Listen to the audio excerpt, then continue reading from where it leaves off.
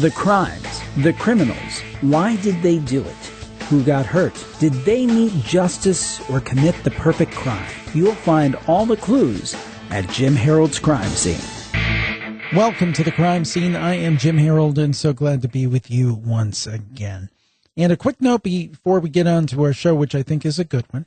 I hope that you tell your friends. You know, we made this, the newer episodes of this show free quite a few months ago, and we've kept with that for the majority of this year, and we'd love to see the audience grow. So please tell your friends who are interested in true crime, whether it's your in real life friends or your everyday friends you see, or it's your friends online. Perhaps you're a member of a Facebook group dedicated to true crime. Please let them know about the show, because the only way we're going to grow the audience is through you, because we don't have those big marketing budgets, but usually our listeners come through and they share on the shows. And I hope you'll do the same, and I'd appreciate it very much. And with no further ado, let's get right to it. This is this week's Crime Scene. One of the more interesting things in true crime, I think, are cold cases, cases that remain unsolved. And it's just a very sad statement, particularly when you think of the victims and their families and what they've had to deal with over the years without any closure. And we're going to talk about such a case. And the book is Shallow Graves, The Hunt for the New Bedford Highway Serial Killer. It dates back to the 80s. And our guest is Maureen Boyle. She is the author of Shallow Graves, and she is an award-winning journalist who specializes in crime reporting. Her book, Shallow Graves, The Hunt for the New Bedford Highway Serial Killer, follows the investigation into the 1988 disappearance of 11 women in southeastern Massachusetts.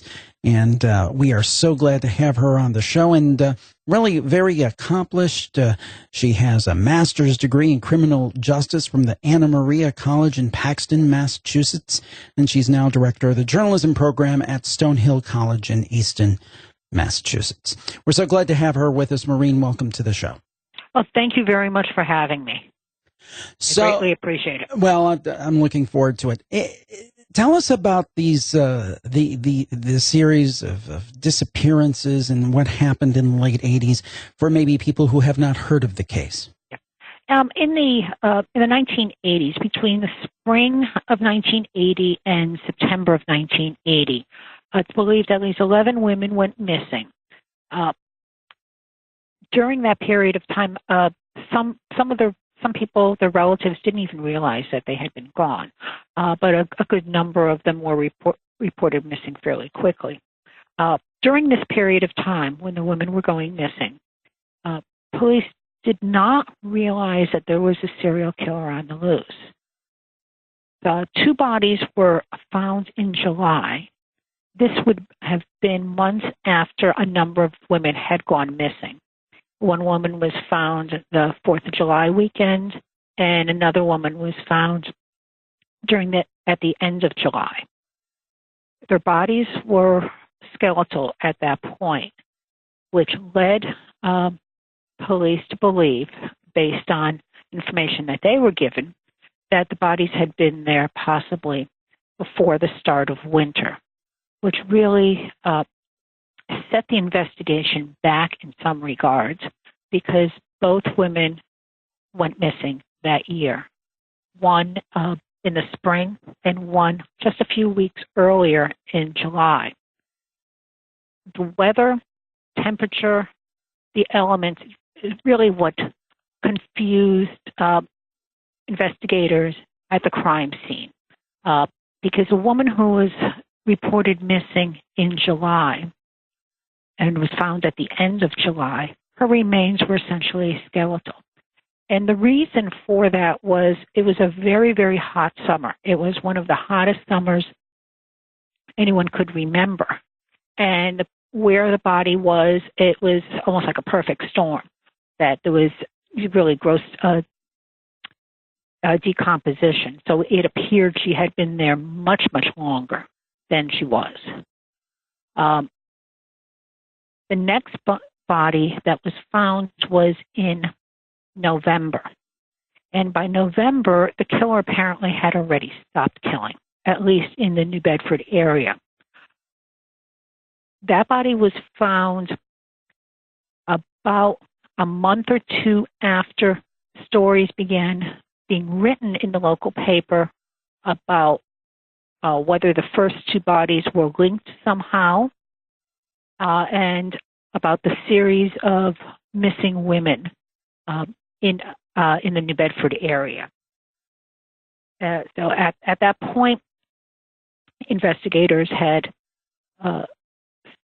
started a probe into the disappearances of the women, mostly due to a New Bedford detective who saw some similarities in the descriptions of the missing women. They were all petite, very thin, which is not unusual for a drug addict. All the women were addicted to heroin. They're very, very thin. All of the women, with one exception, were white. Mm-hmm. And he believed that it was just too coincidental. But he approached the district attorney's office. They took an interest. The way it is in Massachusetts, the district attorney's office is the organization that would be handling and prosecuting the murder cases, and they have jurisdiction throughout the county.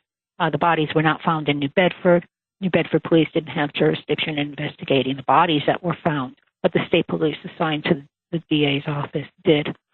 They took an interest, the district attorney took an interest in it. Eventually, they made plans to bring in a cadaver search dog from Connecticut. But before the dog got there to do the actual search, another body was found on 195 in Dartmouth, not that far from where one of the other bodies was found. The body was found by a highway cleanup crew. State police who responded, some of the same troopers who responded to the other cases, looked at it and said, "This seems, we've got a real problem here. This becomes really, really clear." The dog came in about a month or so later and found another body on the second day of the search, direct on the highway directly across the way from where the third body was found. So the bodies were found in pretty much close proximity to each other.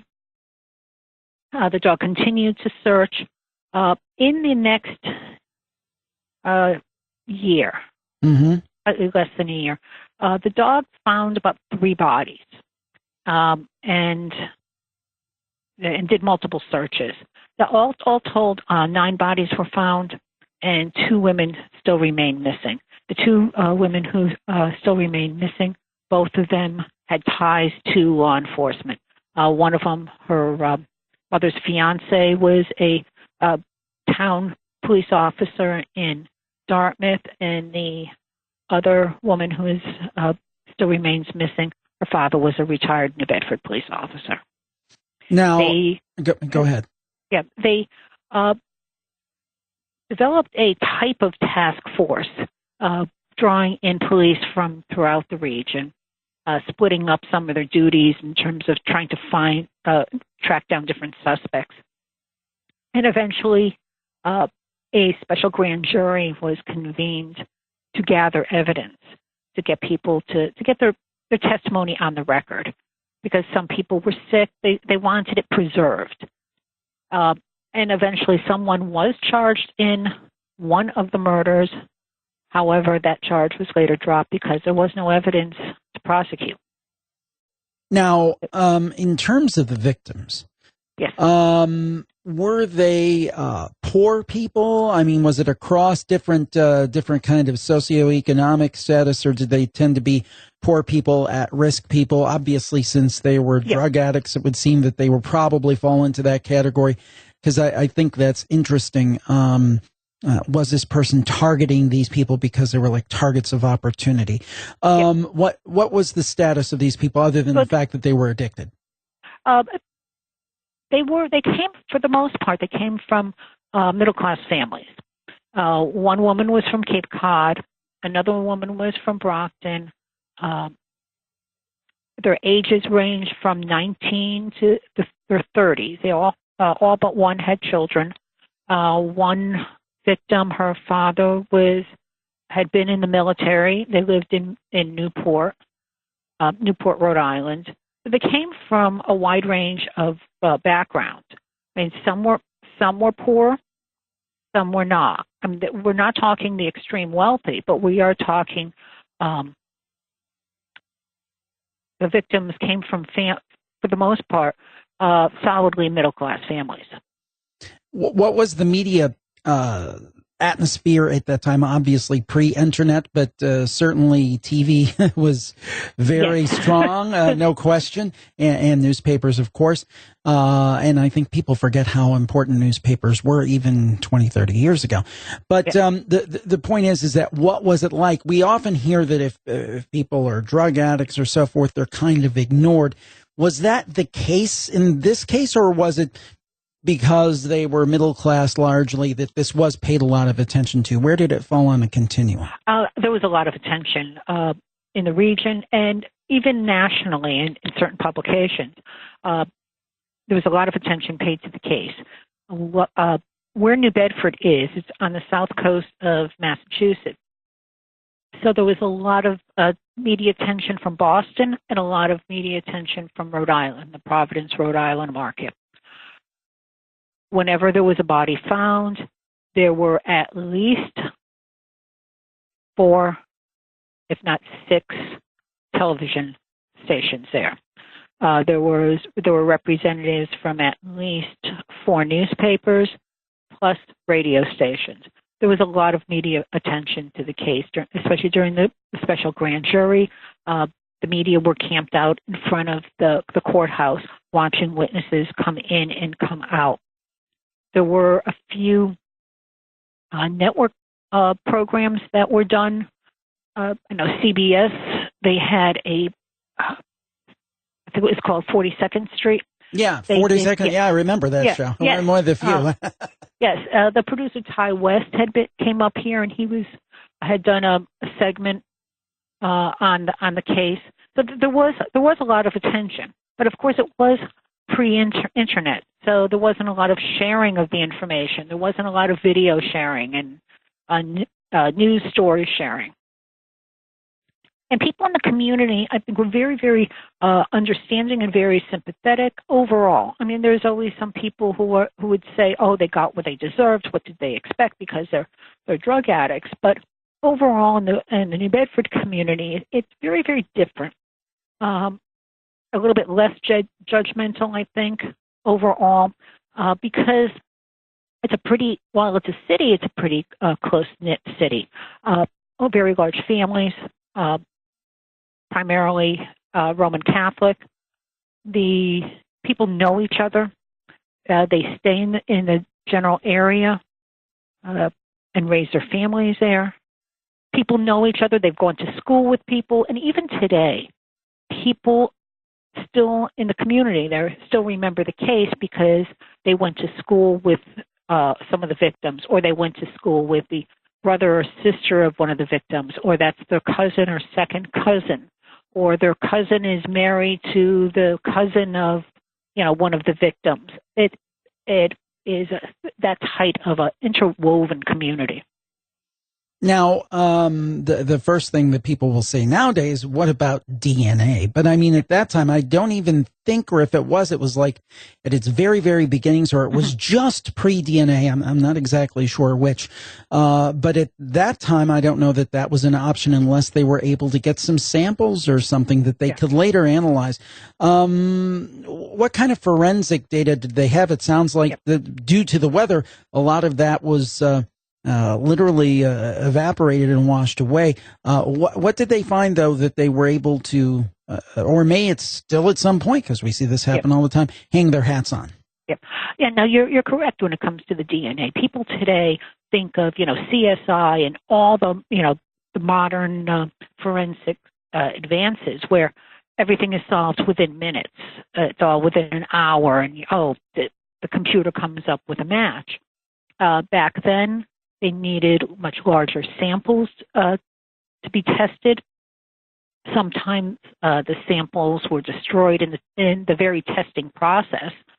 They didn't have the touch DNA.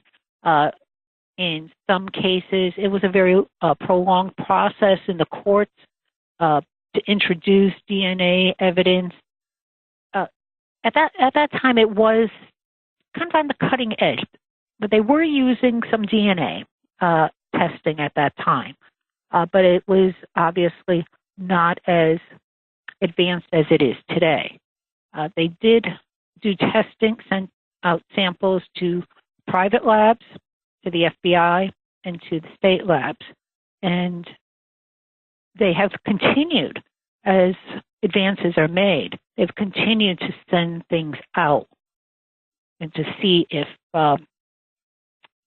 it's tied to something else or to a suspect. On the issue of DNA, and I'm asked this quite a bit, and I've asked investigators about it, they're very, very coy in releasing information of exactly what type of DNA has been found or can be tested. And because it's still technically an open case, they hold that very, very tightly. Now, in terms of the suspects, and I want to be very careful here because I don't want to defame anybody. Yes. And I know that some of the suspects have actually passed. I guess my question is this: as an author, how do you talk about something without, straying into the area? And you're a professor as well, so I'm really interested in your take on this. How do you stray into talking about those areas without defaming maybe someone who's innocent? How do you do that? Well, those that are mentioned as possible suspects had been, one was charged with murder, and another individual was charged with a series of attacks on prostitutes, and had been mentioned as a suspect. I tried to be very, very careful in as I'm describing them and making it very clear that they're charged. It doesn't, just because they're being looked at, that doesn't mean that they did it. And there was several other suspects who I did not name, who, through my research, I have their names, and it wasn't correct. It wasn't proper to use their names. There was another individual who claimed that he was the killer, and I used his name, and a fourth person who was looked at as a suspect, and he wound up being charged with attacking several prostitutes and trying to choke them. So those that were really, the spotlight was on them in the case, I had no problem using their names in the context of how they came into the investigation. But other people whose names were just thrown out there that they looked at, I didn't use their names. Now, do the authorities think this was the act of one person, or might have there been multiple people? Because when something's in the media, you get into the area of copycats and that kind of thing. Is the consensus that this was one person, or they still have some thought that it may have been multiple people? Well, it couldn't be a copycat, and the reason why it couldn't be a copycat is because by the time people knew that there was a serial killer, the killing had already stopped. Oh, okay. So that it's, thankfully, if there's anything thankful in this case, is that they didn't have to worry about the copycat, because no one knew what was going on until after it was over, after the spree was over. It's almost interesting to theorize why the killing stopped, and thank goodness it did. Mm-hmm. Was there a thought that maybe this person moved from the area, maybe this person died themselves? Any thoughts on why maybe the killing stopped?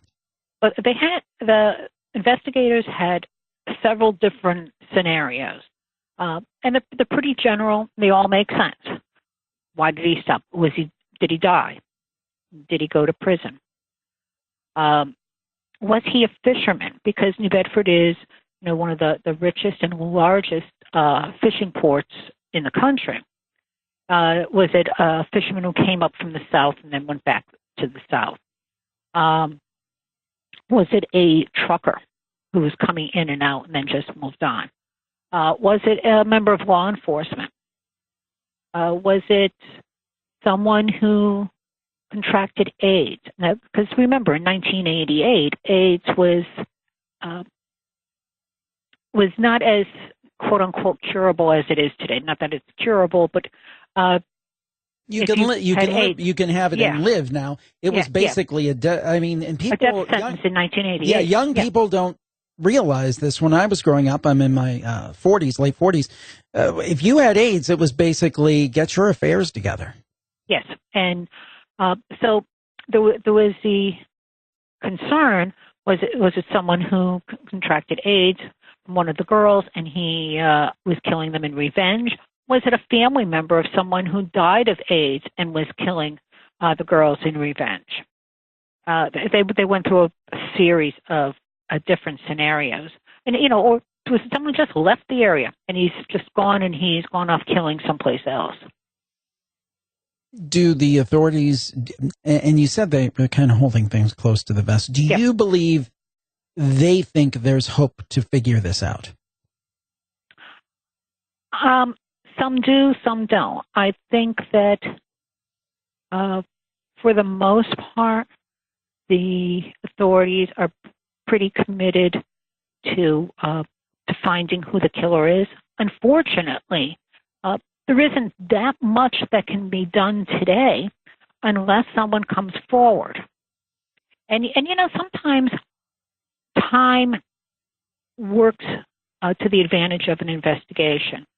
People who might be reluctant to speak when they're 20, 30 years later, when they have families of their own, they're more stable. Right. They're more willing to talk with authorities. Or someone who may have had a relationship with the killer no longer does and feels much more comfortable and safer contacting authorities. Or the killer himself is in prison, dying, right, and maybe has had a change of heart. Unlikely, but things happen, and will tell someone about it. You just never know in these type of cases. And the difficulty is, particularly somebody in prison, if they say something, is it real? Do they have another agenda? Even if they're telling the stone cold truth, it's difficult to know that, right? Yes, it is. Are they looking for a favor or not? So it would definitely have to be collaborated. I mean, there was a case during the height of the investigation of someone who claimed that he was a killer, and he led police on a wild goose chase. Interesting. Now, what did they learn from this? I mean, you hate to say this, and we're saying this now with the horrible Las Vegas shooting that just happened a couple of days ago as we record this. And we always say, what is the lesson? And sometimes the unfortunate truth is there is no lesson. It's just a horrible thing. And sometimes there are things that people can learn and put into force to stop this from happening again. Anything learned from this particular case that could be useful in any way or help this kind of thing from happening again? Well, I think in the southeastern Massachusetts area, particularly in the cities, what law enforcement did, their big takeaway from it was to take any reports that prostitutes or any drug addicts make to them concerning assault or strange people on the street. They're taking those reports far more seriously. They are taking sexual assault on women on the street much more seriously, launching task force investigations into these cases. There's been a couple of them in recent years. I think they have learned the importance of computerization, obviously, because they did not have that back then. They've learned the importance of cooperation and jumping on a case as soon as possible. And that sounds like it's a no kidding type of situation. But I think many of the investigators look back and start looking at, okay, what could they have done differently? One of the chief investigators in the district attorney's office had told me that there's many things he would have done differently, and that may have been how to coordinate people better, force people to do certain things, bring in different, even more experts. Although at the time they did bring in an awful lot of outside experts in the field. Well, to me, you get into things, and I don't know that that's the case with this one, but you get into things like turf wars. This is my case. No, it's my case.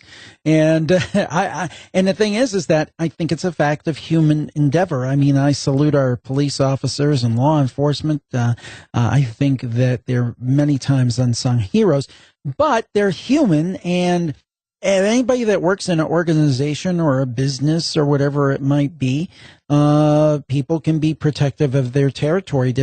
Was there any thought that maybe something like that happened in some of these cases? You have personality issues, of course. That not all people play nice with each other.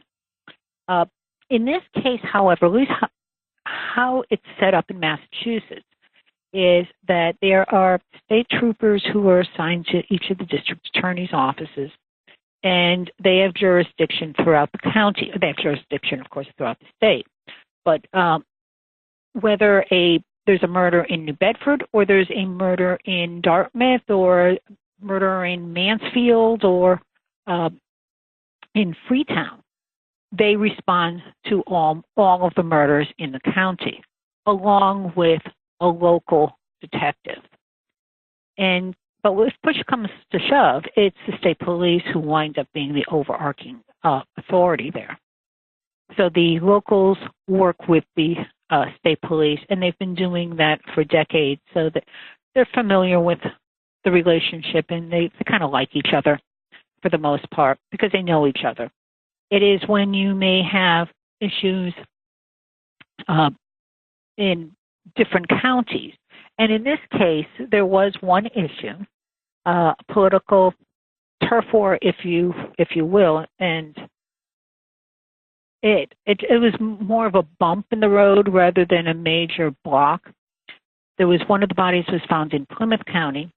The state troopers that were assigned to Plymouth County had once worked for the district attorney in Bristol County, which is where New Bedford is located. And when that district attorney in Bristol County had been up for election, most of the state troopers in his office in Bristol County were supporting his opponent, who was related to another state trooper. After the election, he booted all the state troopers out of his office. He didn't want them in the office. And many of them wound up in Plymouth County. So when the body was found in Plymouth County, of course, the district attorney in Plymouth County had the jurisdiction, and there was a little bit of pushback and back and forth there until the Plymouth County district attorney called the Bristol County district attorney and said, come up to my office or come to my house, because he was recuperating from an injury, and let's talk about this. And that district attorney, his name was Bill O'Malley, since passed away, pretty much settled it and said, yes, well, the Plymouth County case can go into the Bristol County case, and my guys will help you with whatever you need. That was pretty much the main jurisdictional issue. It wasn't pretty, but it was resolved. Well, we can only hope that justice is done, because I don't know if you had a chance to talk to any of the families of the victims, but I've got to think an especially bitter pill in all of this is not just the loss of their loved one. And I think we forget, when somebody dies, people feel that pain 10, 20, 30 years down the line. For example, I was just watching Ken Burns' Vietnam documentary, excellent, on PBS. And they were interviewing a mother who had lost her son in 1967. And she was crying. That was 50 years ago. People forget about the other victims, the people who are left behind. Did you get to talk to any of those people? And what was their feeling on the fact that it had not been solved yet? I have been in touch with many of the victims since the start. So I've been in touch with them over a span of nearly 30 years. And it's still very raw, even 30 years later. And I think even they're surprised. Some of the children of the victims are still surprised at how much it still hurts. They're hoping that the book will sort of kick up some more information, that they'll finally have an answer. The children of the victim they had their mothers stolen from them. Their mothers never had a chance to get clean, and they may have. There was several of the women were tired of being addicted, and they really were on that verge of getting into rehab, and that was stolen from them. It was stolen from their families. And I know one of the daughters to this day, she'll say, "I still miss my mother. I want to pick up the phone and talk to her," and she's not there. Oh, just heartbreaking. And think of there's of the two families where the victims have not been found. In one case, the parents are in their 80s. They do not have a place to mourn their daughter. There is no cemetery. They couldn't have a funeral. They're just, it's limbo for them. Is their daughter alive? Is their daughter dead? They know that she's dead, but they can't. Right. You don't want to admit that. You don't want in your heart to say yes. You don't want to give up. Oh my goodness. So all these years have been stolen from the family. All of it.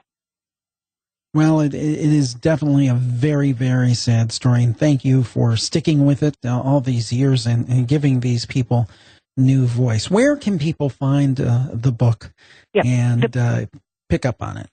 Yeah, the book can be found on Amazon, Barnes & Noble online. You can order it through your local bookstore. They can get it for you. It's published by University Press of New England, UPNE, and it's the 4-Edge imprint. You can also follow me on Twitter. I'm very, very active on Twitter. That's Maureen E. Boyle 1. And our website is shallowgravesthebook.com.